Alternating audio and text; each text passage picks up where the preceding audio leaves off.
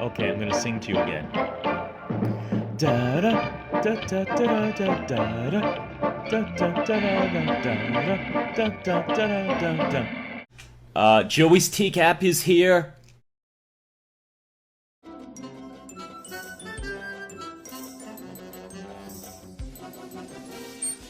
Next matter is a sentencing matter. Vincent Ambrosio. Okay, so this is Mr. Ambrosio, who's here represented by attorney Frank O'Reilly. So I've received on behalf of Mr. Ambrosio probation's pre-sentence report.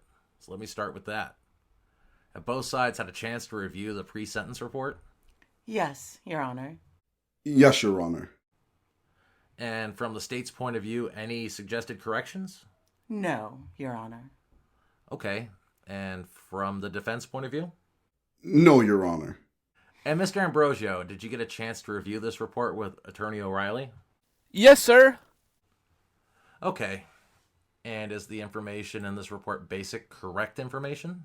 Yes, sir. Okay, good. And then, in addition to that, the record should reflect that Attorney O'Reilly has provided me with a number of letters written by both Mr. Ambrosio, but his mother and a number of other people, his relatives, people that know him, his therapist. I've read all those letters. And in addition to that, I've received reports from the Yale School of Medicine, as well as a psychiatric report, as well as a psychological report, which I've received and reviewed prior to the sentencing. So at this time of sentencing, the agreement was a sentence of 10 years suspended after 5 years and 10 years probation as a cap with the right to argue for a lesser sentence. So with that sort of framework, would the state like to make some remarks? Just very briefly, Your Honor. The court is well aware of the facts in this case, but what sets this case apart, makes it a particularly serious nature, is the fact that the defendant drove from Wappinger Falls, which is some 65 miles, I think, from Fairfield, to meet whom he thought was a 12-year-old girl. Obviously, it was a decoy, so obviously very serious allegations that he went with the intention to have sex with this 12-year-old girl. And then this is coupled with the images, the child pornography that was seized from his phone. So we leave the number up to the state. Up to the court, Your Honor, and just ask the court to take into consideration the serious nature of these cases. Thank you. Okay, thank you. Attorney O'Reilly? Yes, Your Honor. Thank you very much. I'd like to begin by pointing out that his mother and his father are here, Your Honor, as well as his aunt, his uncle, and a close family friend, and they're all over there in the corner. I know his mother and his father would both like to address you. Sure. Your Honor, and I think at the appropriate time, I'd ask them to come up. Okay. Vincent does not want to address you, Your Honor, but, I read his letter. He provided a letter, but I had an opportunity to talk to him, and he just wants me to convey to you his remorse for engaging in this behavior, how badly he feels about it. We know he's a troubled young man, but how badly he feels about it, and he wants Your Honor to know that he's going to do the best that he can so that this conduct never occurs again. And he knows it's going to be a lifetime struggle to deal with his mental illness, and he wants Your Honor to be aware of that. Okay. Your Honor, you laid out the potential sentence here. 5-year cap with the right to argue for less. I'm asking Your Honor to consider a substantial reduction in that sentence. The materials that I've provided to you, the PSI, I think which was an excellent PSI in the letters, it kind of comes to 2 points. One is that Vincent has been struggling with mental illness his entire life. Dr. Woolmer's report references that he's had his first psychiatric treatment at 8 or 9 years old. He's been in and out of psychiatric hospitals. He's had extensive psychiatric treatment, different medication trials. This is not something that we manufactured after his arrest to come and say, well, he's got mental health issues. It's a well-documented history of severe psychiatric problems. And Dr. Woolmer himself referenced that he's developmentally delayed, for one, which I think contributed to some of this conduct. Secondly, that his psychiatric history is a contributing factor in his conduct. So I think that this is important to understand that we're dealing with a young man that might not be fully developed. He might not have made the best decisions, but that he's hampered by his own struggles. And yes, he engaged in this behavior. He knows the difference between right and wrong, but I think there is some significant mitigation to be considered for a very immature 20-year-old that decided to come down here to meet what he thought was a 12-year-old. I think we're dealing with a young man that has a maturity level of 14 or 15, if that. And so if we look at it like that, I think that gives the court some solace that this is not the type of individual that's a predator that's trying to come down and take advantage of really young individuals. So I think he has the potential for rehabilitation. And I think that with the right treatment, he would be a good candidate for rehabilitation. But I think there's another piece to this entire story of Vincent that the letters from his family and his friends lay out. And it's really a young man that has a lot of compassion in his heart. He's a young man that as a teenager was placed to take really responsibility for his elderly grandfather who couldn't take care of himself and was in late stages of Parkinson's, and Vincent would provide nursing care, including cleaning up if he soiled himself and other things like that. And I think that that is something that is not what we see often in young men Vincent's age who come before courts like this. This is somebody who's willing to give of himself and help his grandfather, but somebody in need. And his father also had some physical limitations, and Your Honor will see that in a second. But Vincent also has helped his father deal with his physical limitations as well. So, I think it's a complex picture, Your Honor. It's a picture of a young man who's had psychiatric problems that made a terrible lapse of judgment and engaged in the conduct that brings him before Your Honor today. But there's more to Vincent than the conduct itself, in that he is a young man that has a heart and is willing to go out of his way to help other people. I think one of the most telling letters, Your Honor, that I remember reading is from his friend, his peer, who did not have parents and was raised by his grandmother and felt lonely and isolated like Vincent did. Vincent welcomed him into his home, and he said that Vincent's mother and father became like my mother and father. And so I think that that shows somebody that has empathy for somebody and that can see the needs that other people have and reach out to them and try to solace them as well. And I thought that was a particular insight into the type of young man that he is, even though he himself has been the subject of derision and bullying and everything else that he experienced growing up because of his various issues. But I think it's a tough picture, Your Honor. But I think it's something that, when looked at all together, should point the court in a direction where you give a substantial reduction from that 5-year potential sentence. And so I was thinking about what the right number to ask you for. And I know there's a 1-year mandatory minimum here. And I think that's probably a bridge too far. But I think a sentence of 18 months or so, 18 months to 2 years, would be the appropriate sentence in this case. And I think there's one more point that the court ought to consider, is that Vincent may well be subject. His conditions of confinement might be such that it's particularly onerous on him. And so that a sentence that, whatever you're thinking is appropriate, might be a little less appropriate. Not less appropriate, less called for, because of the conditions of confinement that he may face himself within the Department of Correction. So I would ask Your Honor to consider all of that. Consider a significant reduction in the sentence that considers his psychiatric history, but also the type of young man that he is when he has to deal with people in need as well. I know his mother and father want to address Your Honor. Sure. And I'd ask his father to come up first. This is his father, Dennis Ambrosio, Your Honor. Good morning, Mr. Ambrosio. Thank you, Your Honor. I'd like to first say thank you for giving Vincent an extra month to mentally prepare for today. Sure. I served 22 years as a law enforcement officer in New York State. This is a very hard thing for me to do. Vincent's been a troubled child, like Attorney O'Reilly has said, for such a long time. Nobody knows that I spent 6 months in the hospital, another 7 months in a wheelchair, and spent living in my living room. And Vincent's helped me through that. We have depended on Vincent for things that I don't think any other young man would have done. Vincent's been active in the community. He's helped at church. He's helped at other functions, helped wherever he could. He's helped people that I don't think nobody sees and nobody knows.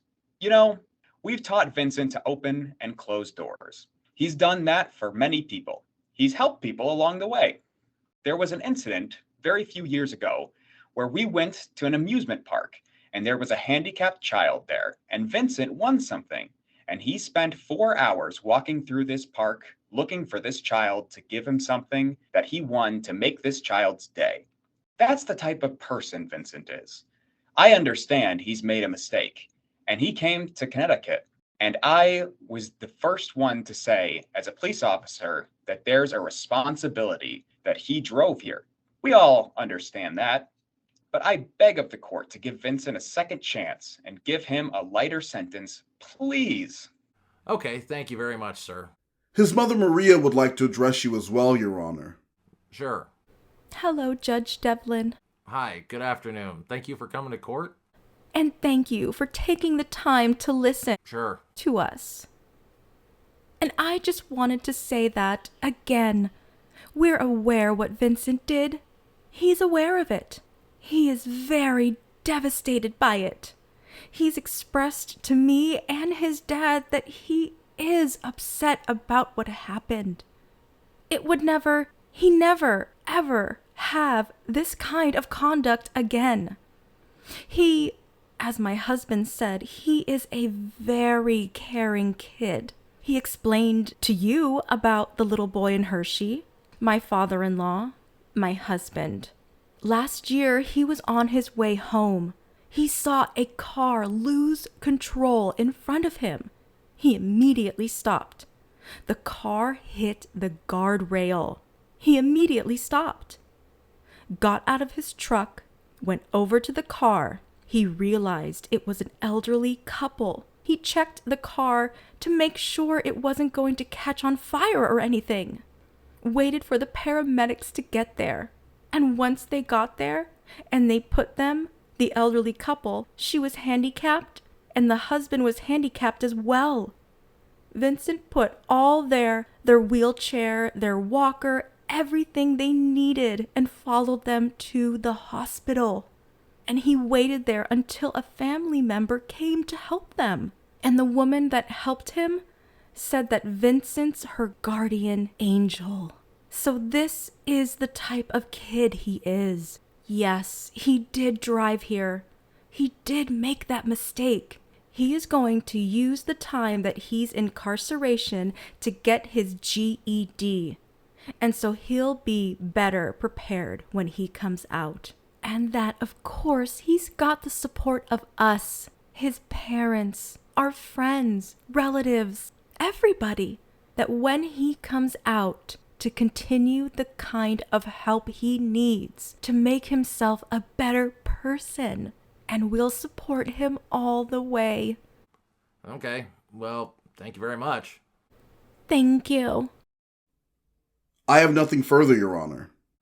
Okay, and I have to ask you this, Mr. Ambrosio. Is there anything you'd like to say to me before I actually impose sentence? I'd just like to apologize for what I did. I know it was wrong, and it'll never happen again. Okay. I'm not that kind of person. All right. Thank you. So the underlying policy behind these cases, this case and other cases we have, is the protection of children. So the law needs to protect children because children, oftentimes, are unable to protect themselves. And I know that, this was a decoy situation where someone was pretending to be a 12-year-old girl. But there are, in fact, 12-year-old girls that get on the internet and are sexually abused. It happens. It actually happens more often than we'd like to think. And the children that are exploited in the child pornography, particularly as it gets into the more inflammatory type pictures, those kids are messed up because of that. Their whole lives are messed up. So the idea behind these cases or these types of investigation is really to protect children. But as your lawyer said, as your doctors said, as your family have said, there's mitigation. Part of my job is to give you credit for the mitigation in terms of both in the sense of the good things you have done with your life and some of the health issues you've had to labor under that I think have contributed to some of this conduct here. So I'm going to give you a sentence. It's going to require you to go to jail for a while. Okay. But I want to tell you this. There's a path through this, okay? It's not just a detour into some black hole. There's a path through this that you need to sort of walk through that path. One step at a time. just walk through it. You'll get through it. And when you get out on the other side of it, you'll realize that you have a family that you need, and they need you. And you have your whole life to live in front of you. So you should see this as a huge mistake, something that was criminal, that had the potential for just horrendous activity. But you know, through your good lawyer and your good family, you're going to walk through this thing satisfactorily. Okay? So, all things considered, reconciling all these competing considerations, I feel the following sentence is required. So, on the matter of the state against Vincent Ambrosio under docket CR 152867772 on the charge of attempted sexual assault in the second degree, the defendant is sentenced to 10 years suspended after 2.5 years, followed by 10 years of probation. On the second count of attempted risk of injury to a child, the defendant is sentenced to 10 years suspended after 2.5 years and 10 years probation. On the third count, enticing a minor in an obscene performance, a 2-year sentence is imposed. All sentences on that docket number are imposed concurrently with each other for a total effective sentence of 10 years suspended after 2.5 years and 10 years probation. On the second file, CR 16290-312, on the charge of child pornography in the third degree, the defendant is sentenced to a 1-year sentence concurrent. Total effective sentence on both files, 10 years suspended after 2.5 years and 10 years probation. So I'm going to impose the $151 sexual assault victim fine as required by Connecticut law, as well as the applicable costs and fees. I would ask the state to make a brief statement for the purposes of the sex offender registry. Yes, Your Honor. Well, from the defendant's perception, this was a 12-year-old female not related to him by blood. The texts indicate that the plan was to have full-blown, penile vaginal sexual intercourse. And I should also state that obviously this was not a true 12-year-old. Okay, so I'll order a transcript. Thank you. Of those remarks, and we'll submit them to the state police for the registry. And Mr. Ambrosio should be provided with a notice of the right to have his sentence reviewed by the Sentence Review Division of our court because of the cap sentence. Do you have that prepared, Tom? Yes. Okay, great. Thank you very much. Good luck to you, sir. Thank you, Your Honor.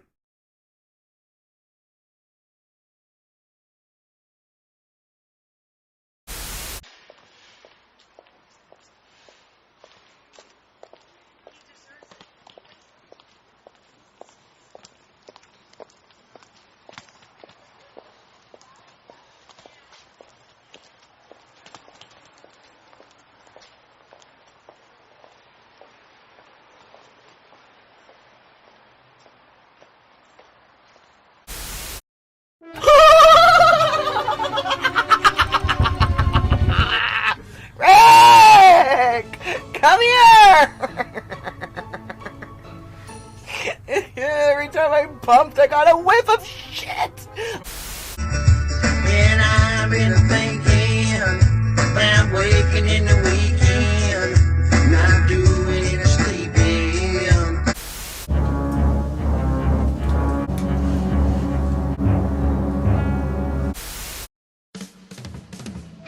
Joey T-Camp? Joey's TCAP channel is a lot better. Any